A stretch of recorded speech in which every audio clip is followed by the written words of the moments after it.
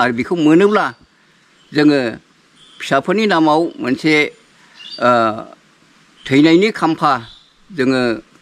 बानायनानै दोननो हागौ आरो आंबो फिसायानो जिहेतु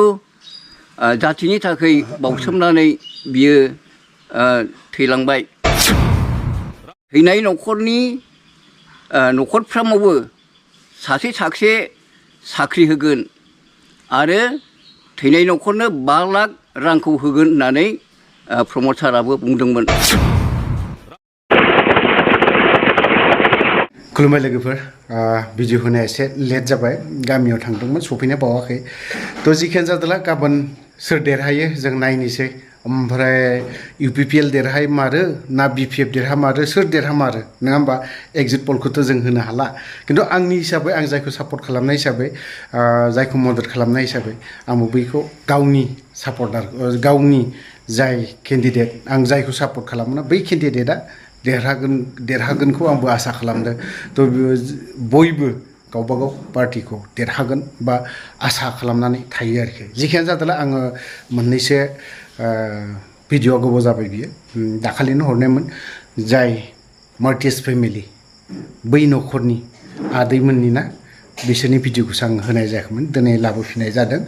थ' नोंथांमोना दान्दिसे नायनानै लानि माब्लानि समाव मा मुंख्लं जायामोन आरो बिथांमोना दिनैहाय इन्डिया गभर्नमेन्टआ फोसावना होखानाय हिसाबै बै 5 लाखखौ मोनदोंना मोनाखै बेखौ जों एसे खोनासंनानै लानि। दा जोंथ' आसा खालामनानै दङ स्टेट गभर्नमेन्टआ सिगाङावहायनो फोसावखादोंमोन जेनेबा मिथिनाय बादिबा ओरैहाय BTR सुक्तियावनो बेखौ रादाय खाखानाय दं होननानै मिथिदोंमोन नाथाय दासिमबो जों मोननो हायाखै बे 5 लाख रांखौ दा बे मोनैखायनो जोंनि फिसाफ्रा जिहेतु जोंनि बे बर' हारिनि थाखायनो जिउ बावसोमबाय दा बिसोरो मुंख्लं जानानै थांबाय दा बिसोरनि थाखाय जे सरकारा स्टेट गभर्नमेन्टआ 5 लाख रां होगोन होननानै फोसावदों आरो बेखौनो दा जों नेनानै दङ आरो बेखौ मोनोब्ला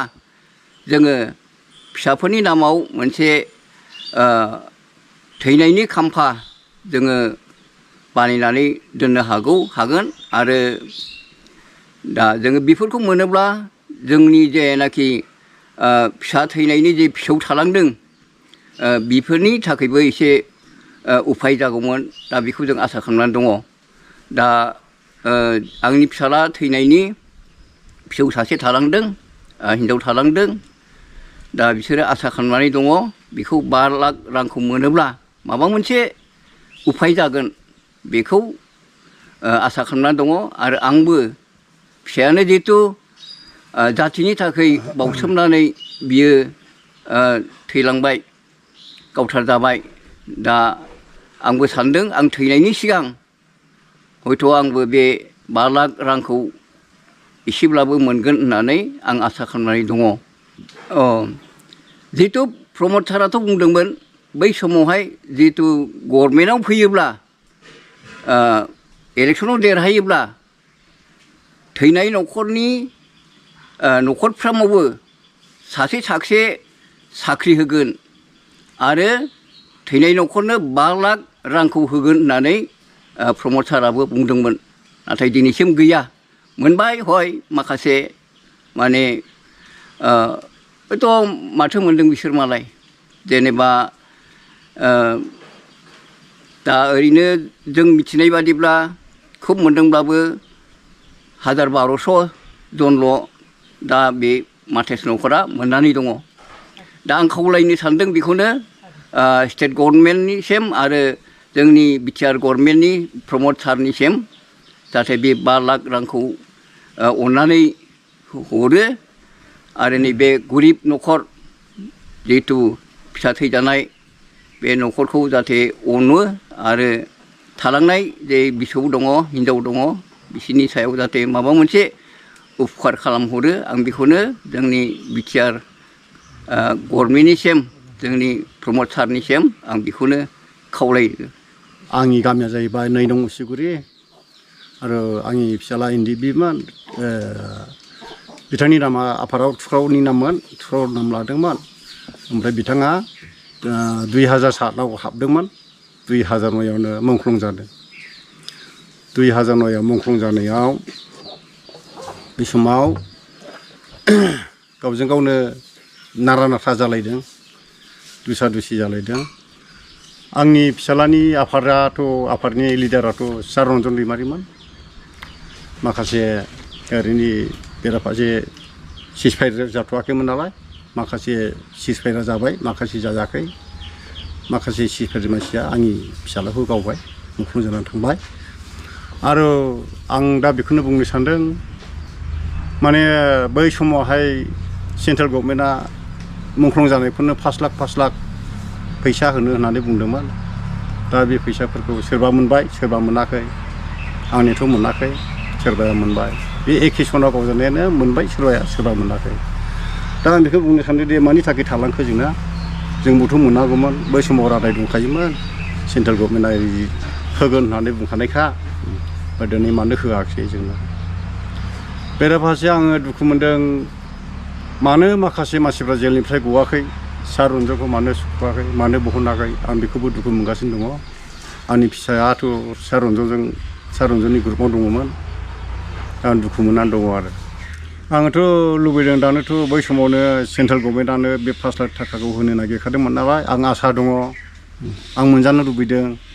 दिनै मानो मोनाखै बे जा गावनि जिउखौ बावहैबाय आफादाव थांनानै माने जाथिनि थाखायनो बियो आफादाव थांदोंमोन दा मुंख्लं जाहैबाय दानि खुंथायाव थानाय गभर्नमेन्टनि सायाव माबाफोर बुंगोन सार प्रमदआबोथ' बुंखादों बै समावनो मिटिं जालायबाय थानाय समाव बै सार प्रमदआबो बुंदों जों 5 लाख होगोन मुंख्लं जानाय न'खरफ्राव जोङो साख्रिबो होगोनसो होनबावदोंमोन साफा जों साख्रि होगोन मुंख्लं न'खरफ्राव आरो बे खोथाखौ बुंदोंमोन सार प्रमदआ न'बो गंसे होगोन होननाबो खोनादोंमोन आङो बेफोरबोथ' गैया गबिन्द बसुमतारी नोंसोर मालाबा सावरायहैदोंमोन नामा गबिन्द बसुमतारीनाव आं थांनाय जायाखै थाङाखै हायार सेकेन्डारि उथ्रिनाय फरायसाफोरनि थाखाय गोजोनथाव खौरां BSAT सेमिस्टारनि थाखाय गबिन्द बसुमतारी कलेजाव मुं थिसननाया सोलिगासिनो गिबि मुं थिसननाय 100 फरायसाफोरनि थाखाय स्पेशल अफार आरो गुबुन रोखोमनि बेसेन नाङै क्लासनि खाबु होनानै मुं थिसननायनि हाबाफारिया गबिन्द बसुमतारी कलेजाव सोलिगासिनो फरायसाफ्रा गावनि गोसो बायदि साबजेक्टफोरखौ सायख'नानै लानो हागोन लोगोसे basic computer class self defence spoken English class बायदि खाबुफोरखौ फरायसाफ्रा बेसेन नाङाजासे लानो हागोन बे कलेजाव गासैबो फरायसाफोरनि थाखाय फ्रि बासनि सार्भिसनि राहा आरो बिजाब बाख्रिनिबो राहा दं आरो बे खेबनिफ्राय भिउ सेन्टार अदेबानि एग्जाम सेन्टार महरै फरायसाफ्रा गबिन्द बसुमतारी कलेजावनो आनजाद होनो हागोन गबिन्द बसुमतारी कलेजाव एसेल' बेसेनावनो मुं थिसननानै कलेजनि राहानि खाबुफोरखौ लानो हागोन रोखायै मिथिनो थाखाय फारियै होनाय जानबुं नाम्बाराव कन्टेक्ट खालामनो हागोन।